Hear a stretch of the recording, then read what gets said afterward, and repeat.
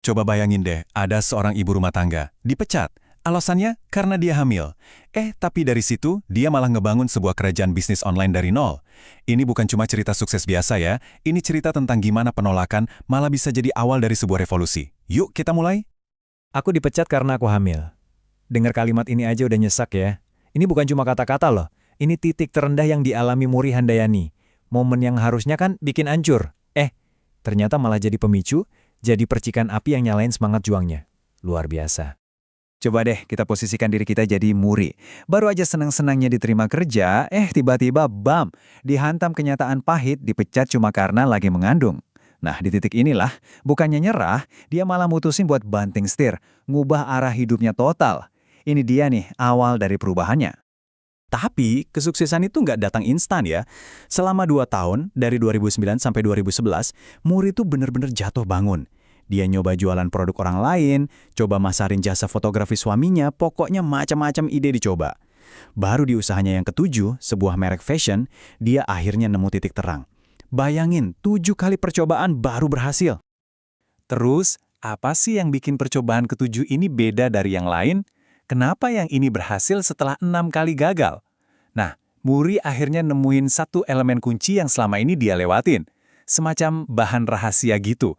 Dan ini bukan soal modal atau produk, tapi sesuatu yang jauh lebih mendasar. Jadi total ya, ada 12 merek yang harus dia tutup. Bayangin deh, 12 kali ngebangun sesuatu dari nol cuma buat lihat itu gagal lagi. Tapi ya, buat Muri, setiap kegagalan itu bukan akhir dari segalanya. Justru itu dianggap kayak biaya kuliah buat pelajaran bisnis yang super berharga. Nah, ini dia bahan rahasianya, ilmu. Muri sadar banget, 6 bisnis pertamanya itu gagal karena dia cuma fokus jualan. Pokoknya gimana caranya barang laku. Tapi usaha ketujuhnya berhasil karena dia mulai membangun bisnis. Pakai strategi, pakai riset, pakai pengetahuan. Nah, ini pergeseran penting banget nih, dari sekedar pedagang jadi seorang pebisnis yang strategis. Kerennya lagi, setelah nemuin ilmu ini, Muri nggak nyimpen buat dirinya sendiri. Dia malah bikin sebuah platform biar ibu-ibu lain bisa dapat ilmu bisnis yang sama. Dan caranya fleksibel banget, bisa langsung dari rumah. Dan coba tebak gimana dia mulainya? Sederhana banget. Nggak pakai aplikasi mahal atau platform canggih. Sekolah bisnis pertamanya itu lahir di sebuah grup Facebook doang di tahun 2013. Materinya cuma album foto. Penjelasannya ditulis di kolom caption. Ini bukti nyata banget kan kalau ide besar itu nggak selalu butuh modal besar buat mulai. Dan dari grup Facebook yang sederhana itu, dampaknya, meledak. Angka ini nunjukin jangkauannya. Lebih dari 38.000 orang udah belajar dari dia. 38.000! Dan ini bukan cuma fenomena lokal aja loh. Gimana nggak global? Murid-muridnya itu datang dari 19 negara yang berbeda. Ini bukti kalau kebutuhan akan ilmu bisnis yang praktis dan gampang diakses itu ternyata masalah universal. Dan model sederhana Muri ini berhasil ngejawab itu di tingkat dunia. Dan dampaknya itu bukan cuma soal ilmu doang, tapi juga soal duit. Beneran, lebih dari 500 miliar rupiah itu udah ngalir sebagai komisi ke para muridnya. Bayangin, banyak dari mereka itu ibu rumah tangga yang sekarang punya penghasilan sendiri. Jadi, Muri ini bukan cuma berbagi ilmu, dia literally ngebangun sebuah ekosistem ekonomi baru. Oke, cerita Muri ini kan inspiratif banget ya. Tapi bagian terbaiknya, dia nggak pelit resep, dia bagiin rahasianya. Nah, sekarang kita bakal bedah nih cetak biru praktis yang dia susun, langkah demi langkah, buat siapa aja yang pengen mulai perjalanan yang sama. Nah, ini dia nih pertanyaan yang sering banget menghantui banyak orang yang mau mulai usaha. Tapi mulainya dari mana ya? Idenya ada, semangatnya ada, tapi langkah pertama itu sering banget kerasa kayak labirin yang bikin bingung. Nah, ini dia cetak birunya. Simple tapi ngena banget. Kita bedah satu-satu ya. Pertama, mulai dari yang ada.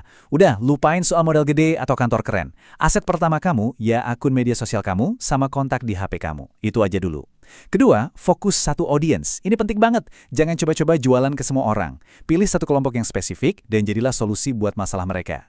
Ketiga, rawat database. Daftar kontak kamu itu aset paling berharga. Jaga hubungan baik, kasih mereka info berguna, jangan cuma jualan. Dan yang terakhir, kolaborasi. Nah, setelah audiens kamu percaya, kalau bisa tawarin berbagai produk yang relevan buat mereka. Bahkan kalau itu produk orang lain. Jadi kamu itu kayak kurator terpercaya buat komunitas kamu. Oke, jadi di balik semua strategi bisnis tadi, sebenarnya ada filosofi yang lebih dalam lagi. Buat Muri, ngebangun bisnis itu bagian dari ngebangun kehidupan yang dia pengenin. Dan semuanya itu dimulainya dari rumah. Nah, ini nih pergeseran pola pikir yang fundamental banget. Di sebelah kiri kita lihat stigma lama ya kan? Peran yang kaku dan kepisah-pisah. Istri ngurus rumah, suami kerja. Titik. Tapi di kanan, ini realitas baru yang dibangun Muri dan suaminya. Rumah tangga itu tim. Mereka bukan cuma pasangan hidup, tapi juga partner bisnis yang saling dukung buat ngejar mimpi bareng-bareng. Dan ini moto hidupnya.